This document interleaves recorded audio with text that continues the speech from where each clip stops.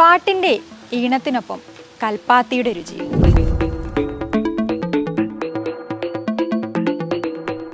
ഒരു പാട്ടുകാരി ഇങ്ങനെ ഒരു ബിസിനസ്സിലോട്ട് കാലെടുത്ത് വയ്ക്കാന്ന് പറഞ്ഞപ്പോൾ ആദ്യ പ്രതികരണം എന്തായിരുന്നു വീട്ടുകാരുടെയും ഫ്രണ്ട്സിൻ്റെ ഒക്കെ? എന്ന് പറഞ്ഞാൽ ആരോടും പ്രതികരണം ചോദിച്ചിട്ടില്ല എന്ന് പറയാം.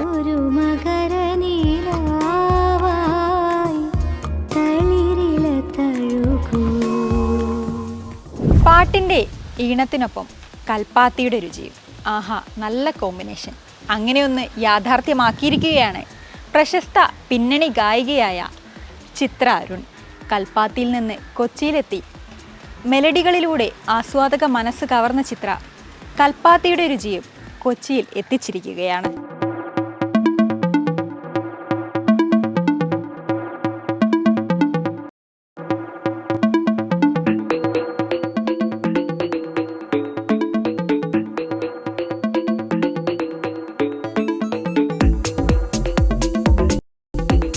ഈ റാക്ക് നിറയെ കൽപ്പാത്തിയുടെ രുചികളാണ്. എന്തൊക്കെ വെറൈറ്റി പ്രോഡക്ട്സ് ആണ് കൽപ്പാത്തി കൊടുക്കുന്നത്? നമുക്ക് 32ഓളം പ്രോഡക്ട്സ് ഉണ്ട്. അതിൽ ഇത് അച്ചാറുകൾ, ഇതിൽ കുറേ കൊണ്ടാട്ടങ്ങൾ, പിന്നെ സ്നാക്സ് ഐറ്റംസ് ഉണ്ട്, പിന്നെ തൈരുമുളക്, ചക്ക വരട്ടി, വത്തക്കുഴമ്പ് എന്നൊക്കെ പറയും, അങ്ങനത്തെ കുറേ സാധനങ്ങളുണ്ട്. 32 ഐറ്റംസ് ഉണ്ട്. പിന്നെ പൊടികൾ, സാമ്പാർ പൊടി, രസപ്പൊടി, ചമ്മന്തിപ്പൊടി, അങ്ങനെ ഇഡ്ലിപ്പൊടി, അങ്ങനെ കുറേ ഐറ്റംസ് ഉണ്ട്. ഇങ്ങനെ ഓരോ ഇപ്പം 32 ഐറ്റംസ് ഉണ്ടെന്ന് പറഞ്ഞു. ഓരോ പ്രൊഡക്റ്റും ഇന്നത് വേണമെന്ന് ആരുടെ സെലക്ഷൻ ആയിരുന്നു? അവിടെ നാട്ടിലത്തെ തന്നെ പിന്നെ നമ്മൾ ഉപയോഗിക്കുന്ന നമ്മൾ കൂടുതലായിട്ട് നമുക്ക് വേണം അല്ലെങ്കിൽ നമുക്ക് കഴിക്കണം എന്ന് ആഗ്രഹമുള്ള സാധനങ്ങളാണ് സത്യത്തിൽ എല്ലാം സെലക്ട് ചെയ്തിരിക്കുന്നത്. പാലക്കാടിന് അതിൻ്റെതായിട്ടുള്ള തനതായിട്ടുള്ള ഒരുപാട് രുചികളുണ്ട്. വേറെ കേരളത്തിന് വേറെ ഭാഗത്തില്ലാത്ത ഒരുപാട് രുചികളുണ്ട്. ശരിക്കും എനിക്ക് തോന്നേ കണ്ണിമാങ്ങ എന്ന് പറഞ്ഞാൽ കുറേ നാടുകളിലുണ്ട്, പക്ഷെ പലയിടത്തെയും പ്രിപ്പറേഷൻസ് പലതാണല്ലോ. അപ്പോൾ അതിൻ്റെ ഒരു വ്യത്യാസമായിരിക്കും. അപ്പോൾ നമ്മുടെ നാട്ടിലുള്ള ഇപ്പോൾ വീട്ടിലൊക്കെ ഞാനൊക്കെ കുട്ടിയാകുമ്പോൾ ഞങ്ങൾ വീട്ടിൽ തന്നെയാണ് കണ്ണിമാങ്ങ ഇട്ടിരുന്നത്. പിന്നെ ഈ മാങ്ങ ആ പ്രായത്തിൽ ആ പാകത്തിൽ കിട്ടണം നമുക്ക്.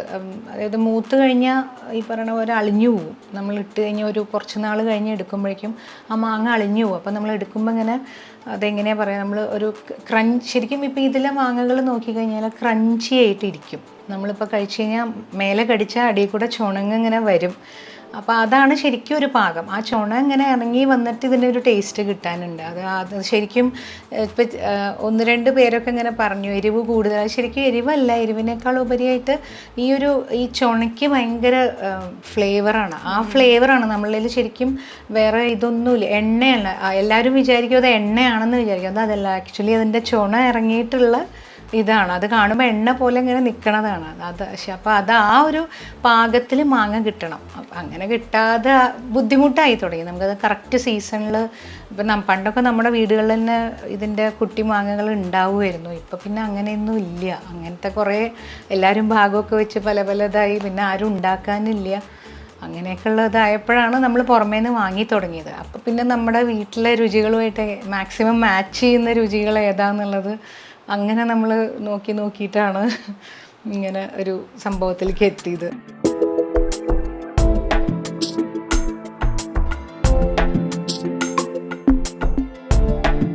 ഓരോ നാടിനും അതിൻ്റേതായിട്ടുള്ള ഓരോരോ രുചികളുണ്ടാവില്ലേ? ആ ഒരു രുചികളുടെ ആ ഒരു മിസ്സിങ് ആണോ കൽപ്പാത്തിയിലേക്ക് എത്തിയത്? അങ്ങനെ തന്നെയാണ്, സംശയമൊന്നുമില്ല. ഞാൻ കല്യാണം കഴിച്ച് എറണാകുളത്തേക്ക് വന്നതിൻ്റെ ശേഷം ഇവിടെ അത് അത്ര സുലഭമായിട്ട് കിട്ടുന്ന ഒരു സാധനമല്ല. ഇതിലെ കുറേ കാര്യങ്ങൾ. അപ്പോൾ അങ്ങനെയാണ് ശരിക്കും ഇതിങ്ങനെ ഒരു കാര്യത്തിനെ പറ്റി ചിന്തിച്ചതും. അപ്പോൾ പിന്നെ എന്തുകൊണ്ട് എന്തെങ്കിലും ചെയ്യണതിന് പകരം നമുക്ക് ഇത്രയും ഇഷ്ടമുള്ള നമ്മൾ ഉപയോഗിക്കുന്ന കാര്യങ്ങൾ ചെയ്തുകൂടാ എന്ന ചിന്തയിൽ നിന്നാണ് ഈ ഒരു സംഭവം വളർന്നത്.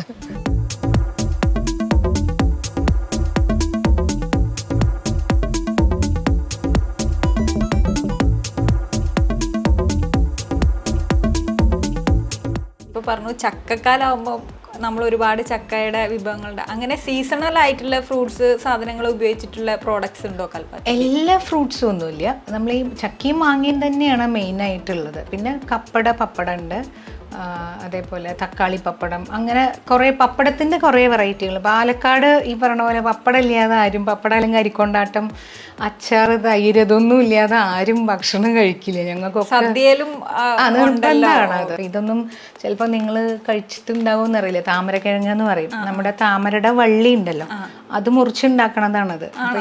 അതാണ് അതാണ് അതിന്റെ ഷേപ്പ് കണ്ടോ, അതിന് ഓട്ട ഓട്ട പോലെ ആ സാധനം, ഒരു ഷേപ്പ്. അത് തന്നെ. അതേപോലെ ഇത് താമരയുടെ വള്ളിയാണ് അത് ശരിക്കും. അപ്പോൾ അതിൻ്റെ കിഴങ്ങ്, താമരയുടെ കിഴങ്ങ്, അത് മുറിച്ചിട്ട് ഉണക്കി കുറച്ച് മുളക് പൊടിയും മഞ്ഞൾപ്പൊടിയും ഉപ്പിട്ട് വേവിച്ച്, അത് ശരിക്കും പ്രിപ്പറേഷൻ്റെ രീതികളെല്ലാം ഒന്നാണ്. ഇതിപ്പോൾ പയർ കൊണ്ടാട്ടാണ്, തൈര് മുളക്, കയ്പ്പയ്ക്ക, ഇതൊക്കെ നമ്മൾ വീട്ടിൽ പണ്ട് ചെയ്തിരുന്നതാണ്. ഇപ്പം പിന്നെ ആരും ചെയ്യാൻ ആളുകളില്ല, സഹായിക്കാനും ഒക്കെ അമ്മയ്ക്കും ഒക്കെ പ്രായമായി തുടങ്ങി, നമ്മളവിടെ ഇല്ല.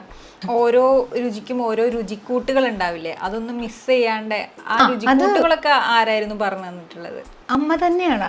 അമ്മ എന്ന് പറഞ്ഞപ്പോൾ എല്ലാ വീട്ടിലും അതിപ്പോൾ എല്ലാവർക്കും പൊടിക്കൈകൾ എന്തെങ്കിലുമൊക്കെ ഉണ്ടാവില്ല, അത് പലർക്കും പലതായിരിക്കും.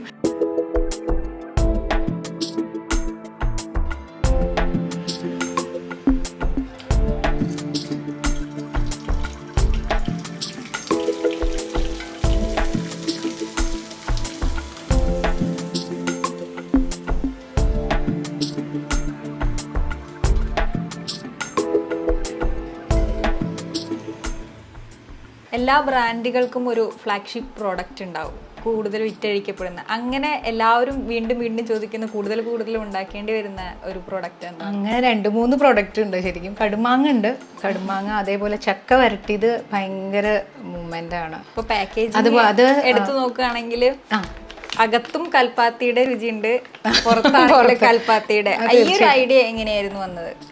അത് ശരിക്കും രാജഗോപാൽജി എന്ന് പറഞ്ഞിട്ട് നമ്മളെ ഈ കാര്യങ്ങൾക്കൊക്കെ ഹെൽപ്പ് ചെയ്ത ഒരു ആളുണ്ട്. അപ്പോൾ ആള് വഴി ഇത് ശരിക്കും ആക്ച്വലി തേരെന്ന് പറഞ്ഞു കഴിഞ്ഞാൽ ഞങ്ങളുടെയൊക്കെ ഒരു നൊസ്റ്റാൾജിയാണ്. കാരണം പാലക്കാട്ട് അന്നത്തെ ഒരു കാലത്ത്, എൻ്റെയൊക്കെ കുട്ടിക്കാലത്ത് വലിയ ആഘോഷമായിരുന്നു തേര് എന്ന് പറഞ്ഞു. അപ്പോൾ അങ്ങനത്തെയൊക്കെ ഒരു നൊസ്റ്റാൾജിയ നമുക്ക് കിടക്കണമെന്നാണ് ഇത് ഇങ്ങനെയൊക്കെ ചെയ്യാം. അപ്പം നമ്മൾ ഉദ്ദേശിച്ചത് കൽപ്പാത്തി സ്റ്റോർ. അപ്പം നമ്മൾ അവിടുത്തെ പാലക്കാട്ട് അഗ്രഹാരങ്ങളിൽ നിന്നാണ് എടുക്കണത്. അപ്പം അങ്ങനെ എടുക്കുമ്പോൾ അതുമായി റിലേറ്റ് ചെയ്തിട്ട് തന്നെ ചെയ്യണം എന്ന് സ്പെസിഫിക്കായിട്ട് അങ്ങനെ തീരുമാനിച്ചതാണ് ഹസ്ബൻഡ്.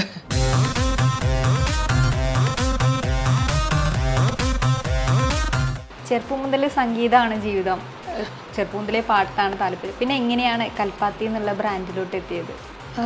ചെറുപ്പം മുതലേ പാട്ടാണ് താല്പര്യം എന്നൊക്കെ പറയാമോ? അങ്ങനെ പറഞ്ഞു കഴിഞ്ഞാൽ അതൊരു നുണയാവും തോന്നുന്നു. കുട്ടിയിൽ പാട്ട് പഠിച്ചിരുന്നു, അച്ഛൻ്റെ അമ്മയുടെയും നിർബന്ധത്തിനാണ് പഠിച്ചിരുന്നത്. പിന്നെ അതൊരു പ്രൊഫഷനായത് കല്യാണം കഴിഞ്ഞ് എറണാകുളത്തേക്ക് ഹസ്ബൻഡ് അരുണിന് ഇവിടെയാണ് ജോലി.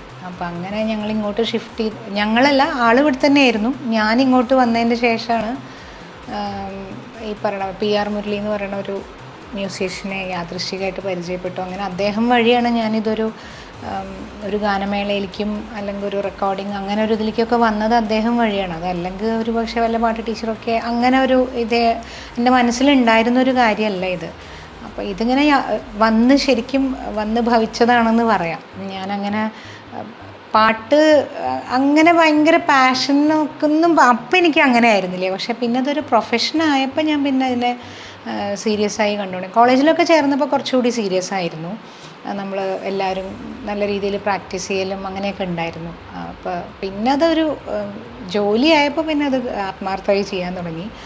പിന്നെ കൽപ്പാത്തിയിലേക്ക് എത്തിയതിൻ്റെ കാരണം ഇതൊക്കെ തന്നെയുള്ളൂ. ശരിക്കും നമ്മൾ മിസ് ചെയ്യുന്ന ഭക്ഷണങ്ങളാണ്. അപ്പോൾ നമുക്കിത് ഇവിടെ എറണാകുളത്തേക്ക് വന്ന സമയത്ത് നമുക്കിത് അത്ര സുലഭമായിട്ട് ഇപ്പോഴും എല്ലാ സാധനങ്ങളും നമുക്കിവിടെ എപ്പോഴും കിട്ടില്ല.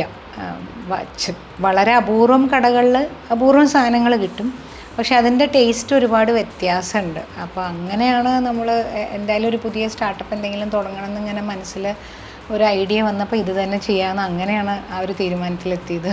പാലക്കാടിൻ്റെ അടുക്കളകളിലാണോ കൽപ്പാത്തിയുടെ എല്ലാ വിഭവങ്ങളും തയ്യാറാവുന്നത്? അതെ അതെ അതെ, എല്ലാ വിഭവങ്ങളും അവിടെ തന്നെയാണ്. പാലക്കാടിലെ അഗ്രഹാരങ്ങളിൽ പല അതായത് ഇതൊരു വലിയ ലാർജ് സ്കെയിലൊന്നുമല്ല. അപ്പോൾ അതുകൊണ്ട് ഓരോ വീടുകളിൽ നിന്ന് നമ്മൾ കളക്ട് ചെയ്യുന്നതാണ്. ഓരോ പ്രോഡക്റ്റും ഓരോ വീടുകൾ അങ്ങനെ പെർട്ടിക്കുലർ അങ്ങനെയല്ല. ചിലത് 2-3 ഐറ്റംസ് ചിലപ്പോൾ ഒരു സ്ഥലത്ത് ഉണ്ടാവും, അങ്ങനെയാണ്. അല്ലാതെ എല്ലാം ഒരു സ്ഥലത്തു നിന്നല്ല. നമ്മൾ കഴിച്ചു നോക്കി, കുറേ സ്ഥലങ്ങളിൽ നിന്ന് കഴിച്ചു നോക്കി അതിൽ നമുക്ക് ഏറ്റവും നമ്മുടെ രുചിയായിട്ട് അടുത്ത് നിൽക്കുന്നത് ഏതാന്നുള്ളത് അങ്ങനെ നോക്കി ചൂസ് ചെയ്തതാണ്.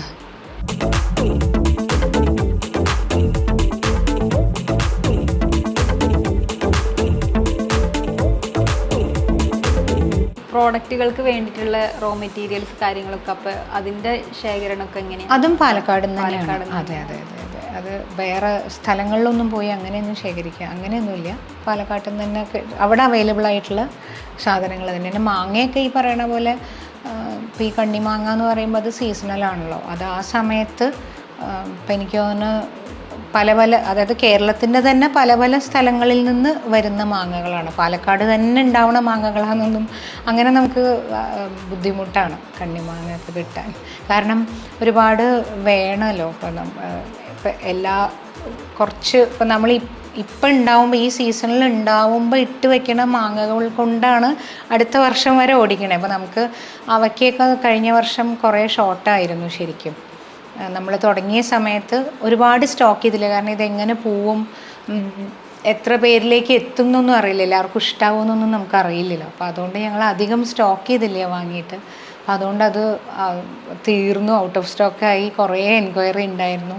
അതേപോലെ ചക്കപ്പപ്പടം അതും എല്ലാം സീസണലാണ്. അതാണ് ഇതിൻ്റെ ഒരു ഇപ്പോൾ നമ്മൾ ഈ ഒരു വർഷം ഇടുന്നത് മാത്രമേ ഉണ്ടാവുള്ളൂ. അത് കഴിഞ്ഞ് കഴിഞ്ഞാൽ കഴിഞ്ഞു, പിന്നെ നമുക്ക് കിട്ടില്ല. അത് ഇങ്ങനെ നൊസ്റ്റാൾജിക് ആയിട്ടുള്ള പ്രോഡക്റ്റുകൾക്ക് വേണ്ടിയിട്ട് ബ്രാൻഡ് വേണമെന്ന് ചിന്തിച്ചപ്പോൾ കൽപ്പാത്തി എന്നുള്ള ഒരു പേര് അധികം ആലോചിക്കേണ്ടി വന്നില്ല എന്നറിയാം. എന്നാൽ എങ്ങനെയായിരുന്നു അതിലേക്ക് എത്തിയത്?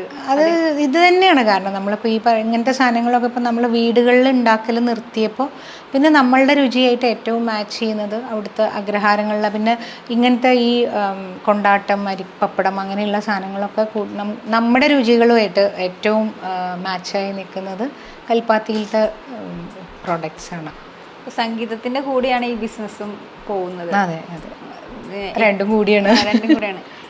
ഒരു സംഗീത സംവിധാനം ചെയ്യാനുള്ള ഭാഗ്യം ഉണ്ടായി. അതിൻ്റെ അനുഭവങ്ങളൊക്കെ എങ്ങനെയാണ്? അത് ശരിക്കും ഡോക്ടർ ലിജോ എന്ന് പറയുന്ന അദ്ദേഹത്തിൻ്റെ ഒരു പാട്ട് ഞാൻ വേറൊരു ആൽബം പാടിയിട്ടുണ്ടായിരുന്നു. എം ജയേന്ദ്രൻ സാർ മ്യൂസിക് ചെയ്തിട്ട് ഒരു ആൽബം പാടിയിരുന്നു. അപ്പോൾ അദ്ദേഹം ഇങ്ങനെ ഒരു കവിത എനിക്ക് അയച്ചു തന്നു, ഇങ്ങനെ ഇതൊന്ന് ട്യൂൺ ചെയ്യുമോ ചോദിച്ചിട്ട്. അപ്പോൾ ഞാൻ പറഞ്ഞു എനിക്ക് അങ്ങനെ ട്യൂൺ ചെയ്യാനൊന്നും അറിയില്ല. അപ്പോൾ അങ്ങനെ ഫോഴ്സ്ഫുള്ളി ഒരു 1.5 കൊല്ലം എടുത്തു ഞാനത്. ഞാൻ ചെയ്തില്ല, എനിക്ക് അങ്ങനെ ഒരു ചെയ്യാൻ പറ്റുന്നൊരു കോൺഫിഡൻസ് എനിക്ക് ഒട്ടും ഉണ്ടായിരുന്നില്ല. അപ്പോൾ അതിനെപ്പറ്റി ഞാൻ ആലോചിച്ചിട്ടില്ല.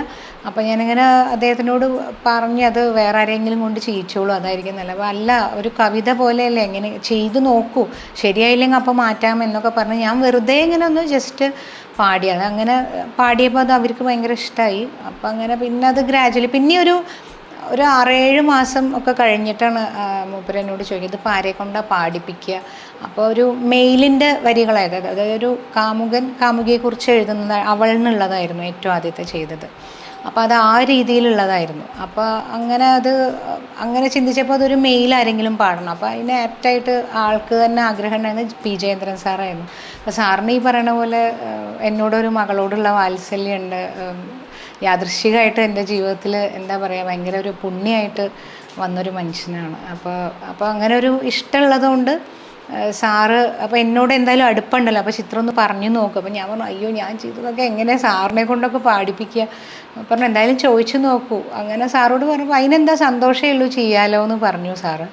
അങ്ങനെയാണ് ശരിക്കും അതിലേക്ക് എത്തിയത്. പക്ഷെ അത് സാറ് പാടി വന്നപ്പോൾ പിന്നെ ഭയങ്കര ഫീലായിരുന്നു. അത് എനിക്കും ഒരു ഭയങ്കര പുതിയൊരു എക്സ്പീരിയൻസ് ആയിരുന്നു അത്.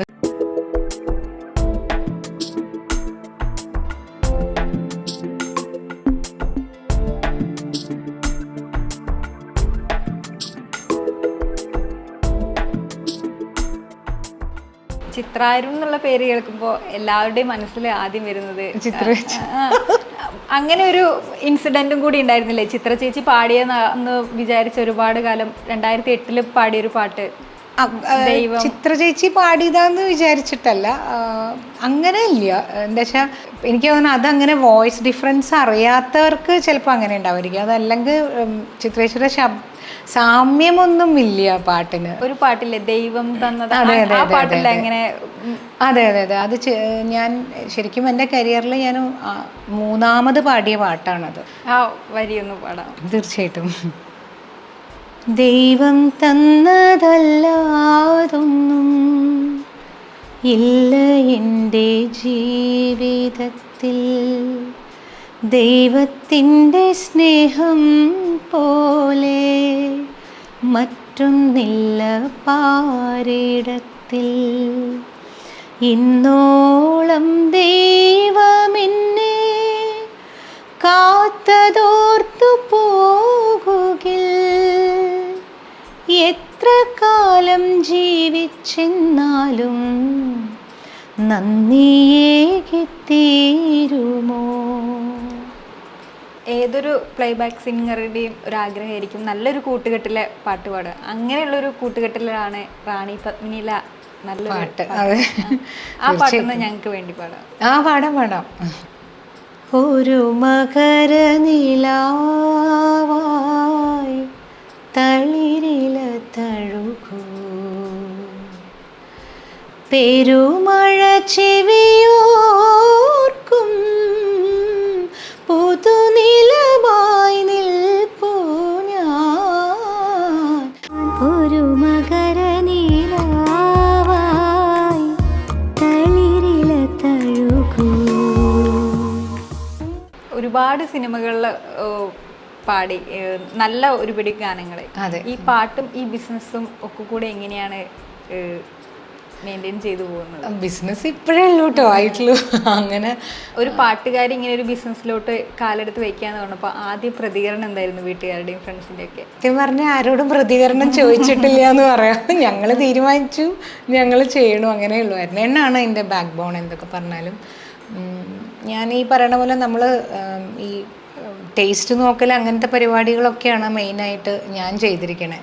സംഗീതത്തിന് അതിൻ്റെതായിട്ടുള്ള സൗന്ദര്യം രുചിയൊക്കെ ഉണ്ട്. അപ്പോൾ ഈ വിഭവങ്ങൾ തയ്യാറാക്കുമ്പോൾ അല്ലെങ്കിൽ പാക്ക് ചെയ്യുമ്പം ഏതെങ്കിലും പാട്ടുകൾ എപ്പോഴും അതില്ല കേട്ടോ. ജെന്യൂനായിട്ട് പറയുകയാണെങ്കിൽ അങ്ങനെ മൂളണ പരിപാടി ഇല്ല. അത് എല്ലാവരും ചോദിക്കും, ഇങ്ങനെ മൂഡ് സ്വിങ്സിലൊക്കെ പാട്ട് കേൾക്കും. ഞാൻ അങ്ങനെ ഇല്ല. ചോദ്യം സത്യം പറയാലോ. നിലവിൽ കൽപ്പാത്തിയുടെ പ്രോഡക്റ്റ് എങ്ങനെയാണ് ആവശ്യക്കാരിലേക്ക് എത്തുന്നത്? ഓൺലൈനായിട്ട് മാത്രമേ ഉള്ളൂ ഇപ്പം നിലവിൽ. നമുക്ക് അല്ലാതെ ഉള്ളതില്ല, ഷോപ്പായിട്ടില്ല. കുറേ പേര് അത് ചോദിക്കുന്നുണ്ട്, ഷോപ്പ് എവിടെയാണ്, ഞങ്ങൾ അവിടെ വന്ന് വാങ്ങാം. അപ്പോൾ നമുക്ക് ഇപ്പം നിലവിൽ ഷോപ്പായിട്ട് തുടങ്ങിയിട്ടില്ല നമ്മൾ. കാരണം ഏതൊക്കെ പ്ലാറ്റ്ഫോമിൽ അവൈലബിൾ ആണ്? ആമസോണിലുണ്ട്, ഫ്ലിപ്കാർട്ടിലുണ്ട്, നമ്മുടെ സ്വന്തം വെബ്സൈറ്റ് ഉണ്ട്, പിന്നെ വാട്സപ്പ് ത്രൂ നമുക്ക് ഓർഡർ ചെയ്യാൻ പറ്റും. അങ്ങനെ ആ രീതികളൊക്കെ ഉണ്ട്. നമുക്ക് കൊറിയർ ചെയ്ത് നമ്മൾ ചെയ്ത് കൊടുക്കുക തന്നെയാണ് ചെയ്യണത്. മാക്സിമം വേഗം ആമസോണിലൊക്കെ ഒരുപാട് നല്ല രീതിയിൽ സെയിലാവുന്നുണ്ട്.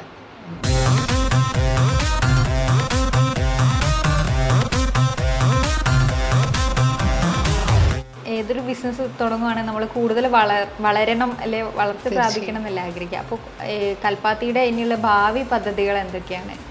അല്ല, ഇത് ആ പറഞ്ഞത് തന്നെയാണ്. നമുക്ക് കുറച്ചുകൂടി പ്രൊഡക്ട്സ് ഇൻക്ലൂഡ് ചെയ്യിക്കണം എന്നുണ്ട്.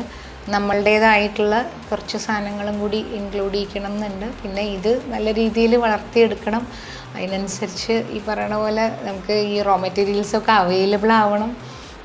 ഔട്ട് ഓഫ് സ്റ്റോക്ക് ആവാതെ എല്ലാവർക്കും കൊടുക്കാൻ പറ്റണം. ഇതൊക്കെയാണ് ആഗ്രഹങ്ങൾ.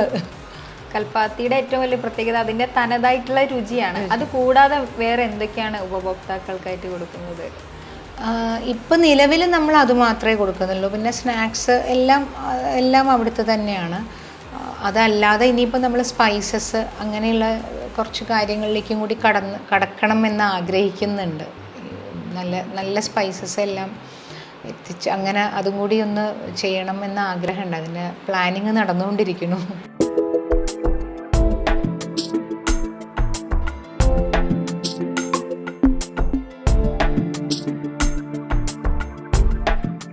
ബാല്യകാലത്താണെങ്കിലും നമുക്ക് ഓരോരോ രുചികളായിട്ട് റിലേറ്റ് ചെയ്യാമല്ലോ. ഇപ്പൊ പാലക്കാട് എന്നൊക്കെ പറയുമ്പോൾ കൽപ്പാത്തി നമ്മൾ പറയുമ്പോൾ കൽപ്പാത്തി രഥോത്സവം വളരെ പ്രസിദ്ധമാണ്. അങ്ങനെ കൽപ്പാത്തിയായിട്ട് ബന്ധപ്പെട്ടിട്ടുള്ള എന്തെങ്കിലും രുചികളുണ്ടോ? പായസങ്ങൾ അങ്ങനെ എന്തെങ്കിലുമൊക്കെ? കൽപ്പാത്തിയായിട്ട് പായസമല്ല, ഇങ്ങനത്തെ സാധനങ്ങളൊക്കെ തന്നെയാണ്. പിന്നെ അവിടെ ഈ പറയണ പോലെ കുറച്ച് വീടുകളിൽ ഉണ്ടാക്കണ കുറച്ച് ബജ്ജികൾ അങ്ങനത്തെയൊക്കെ കുറേ സാധനങ്ങൾ അവിടുത്തെ മാത്രമായിട്ടുണ്ട്. പിന്നെ കൽപ്പാത്തി രഥോത്സവത്തിന് പറയുമ്പോൾ എനിക്ക് തോന്നുന്നു ഭക്ഷണത്തിനേക്കാളും എനിക്ക് അന്ന് കുട്ടിക്കാലത്തുണ്ട്. ഇപ്പോൾ തീർച്ചയായിട്ടും അതാണ്. പക്ഷേ കുട്ടിക്കാലത്ത് നമുക്ക് ഏറ്റവും വലിയ ഓർമ്മകളെന്ന് പറഞ്ഞു കഴിഞ്ഞാൽ അവിടെ തേരുകടകളുണ്ടാവും. ഈ റബ്ബർ പന്ത്, ഈ നമ്മൾ റബ്ബർ പന്തിൽ മറ്റേ എലാസ്റ്റിക് പിടിപ്പിച്ച പണ്ട് ബലൂൺ ഉണ്ടല്ലോ ഇങ്ങനെ ഇങ്ങനെ ഇങ്ങനെ അങ്ങനത്തെ പോലത്തെ പന്ത് തരും. നമ്മൾ പണ്ട് കുട്ടികളൊക്കെ നമ്മൾ നാട്ടിലൊക്കെ ക്രിക്കറ്റ് കളിക്കുന്ന മറ്റേ റബ്ബർ പന്തിൽ ഈ സാധനം, അപ്പോൾ അതിങ്ങനെ നമ്മൾ എവിടെ എറിഞ്ഞാലും നമുക്ക് കയ്യിൽ തന്നെ വരും. അത് തന്നെ അങ്ങനത്തെ കുറേ സാധനങ്ങൾ. പിന്നെ നമ്മൾ ഈ വെള്ളത്തിൽ ഓടുന്ന ഒരു തരം ബോട്ടുണ്ട്, നമ്മൾ തിരി കത്തിച്ച് കഴിഞ്ഞാൽ ഓടണം. അതൊന്നും അവിടെ അങ്ങനെ എല്ലാറ്റിനും ഒന്നും കിട്ടില്ല. ഇങ്ങനെ റെയറായിട്ടുള്ള ഇതൊക്കെ ഭയങ്കര വലിയ ഉത്സവമാണ് ഞങ്ങളുടെ നാട്ടിലെ. അപ്പോൾ അങ്ങനെയുള്ളത്. പിന്നെ കുറേ ഡിഫറെൻറ്റ് വെറൈറ്റി. അന്നൊന്നും നമ്മുടെ നാട്ടിലൊന്നും അങ്ങനെ ഫാൻസി, എൻ്റെ കുട്ടിക്കാലത്തൊന്നും അങ്ങനെ ഫാൻസി സ്റ്റോറൊന്നും ഇത്ര സജീവമായിട്ടില്ല. ഉണ്ടെങ്കിലും സ്ഥിരം കിട്ടുന്ന കുറച്ച് സാധനങ്ങളൊക്കെ ഉണ്ടാവുള്ളൂ. പക്ഷേ ഈ തേരുകട വന്നു കഴിഞ്ഞാൽ ഒരുപാട് പല ഇങ്ങനത്തെ ഈ കുപ്പിവളകളിൽ കുറേ ഇതുള്ള അങ്ങനെ അങ്ങനത്തതൊക്കെ അന്നാണ് കിട്ടുക. അപ്പോൾ അന്ന് ഭയങ്കര തേരുകടയിൽ പോവാന്ന് പറയണത് തന്നെ ഒരു സന്തോഷമാണ്. അപ്പോൾ അങ്ങനത്തെ കുറേ ഓർമ്മകളുണ്ട് ഈ ആ ഒരു സന്തോഷമാണോ കൽപ്പാത്തിയുടെ ആ ബ്രാൻഡിന്റെ? തീർച്ചയായിട്ടും അതെല്ലാം അതിൽ ഇൻക്ലൂഡഡ് ആണ്. ഇത് ഫുഡ് മാത്രമല്ല, നമുക്ക് ഒരുപാട് ഓർമ്മകളുണ്ട്. പിന്നെ കച്ചേരികൾ, ഞങ്ങൾ കോളേജിൽ പഠിക്കുന്ന സമയത്തും അല്ലാതെ വീട്ടിലായിരുന്നപ്പോഴും ഈ സമയത്ത് ഒരുപാട് കച്ചേരികളൊക്കെ ഉണ്ടാവും. അപ്പോൾ അത് ഇതിനോട് ബന്ധപ്പെട്ട് അപ്പോൾ അതിനൊക്കെ പോവുക. ഞങ്ങൾ കോളേജിൽ നിന്ന് ഈ പറയുന്ന പോലെ ഒരു വാൻ എടുത്ത് ഞങ്ങളെല്ലാവരും കൂടി സ്റ്റുഡൻസും ടീച്ചേഴ്സിൻ്റെ അവർ അക്കമ്പനി ചെയ്യും നമ്മളെ. അങ്ങനെ നമ്മളെല്ലാവരും കൂടി അത് എനിക്ക് തോന്നുന്നു ഒറ്റയ്ക്ക് നമ്മൾ കേൾക്കാൻ പോകുന്നതിനേക്കാളും നമ്മളെല്ലാവരും കൂടി പോകുമ്പോൾ അതിനൊരു ഡെപ്ത് കൂടുതലാണ് തോന്നുന്നു. അങ്ങനെയൊക്കെ കുറേ ഓർമ്മകളുണ്ട് കൽപ്പാത്തി എന്ന് പറയുമ്പോൾ.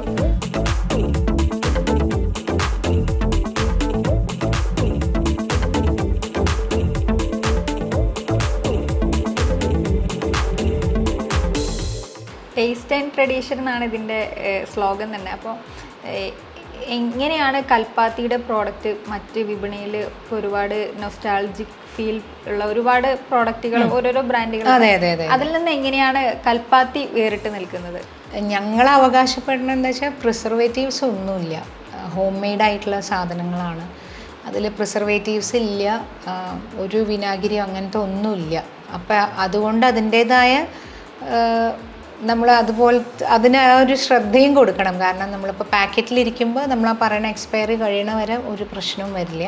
കൽപ്പാത്തിയുടെ ഈ രുചികൾ കൂടുതൽ ആളുകളിലേക്ക് എത്തട്ടെ, കൂടുതൽ കടൽ കടക്കുന്ന വിധത്തിൽ കൽപ്പാത്തി വളരട്ടെ, പാഷനും സ്വപ്നവും പാട്ടൊക്കെ ഒരുപോലെ കൊണ്ടുനടക്കാനാവട്ടെ എന്ന് ആശംസിക്കുന്നു. നമുക്കൊരു പാട്ടോട് കൂടി ഇത് അവസാനിക്കും. ആയിക്കോട്ടെ. ഞാൻ കുറച്ച് നാൾ മുന്നേ വിഷുവിന് പാടിയൊരു പാട്ടുണ്ടായിരുന്നു, അപ്പോൾ അത് പാടി നിർത്താം. കണി കാണണം വിഷു കണി കാണണം, മണിവർണ്ണ കണ്ണനെ കണി കാണണം, മനസ്സിന്ന കണിക്കൊന്ന മലരാലെ ഞാൻ ഭഗവാന്റെ കണ്ണിനു കണിയാവണം. കണി കാണണം വിഷു കണി കാണണം, മണിവർണ്ണ കണ്ണനെ കണി കാണണം.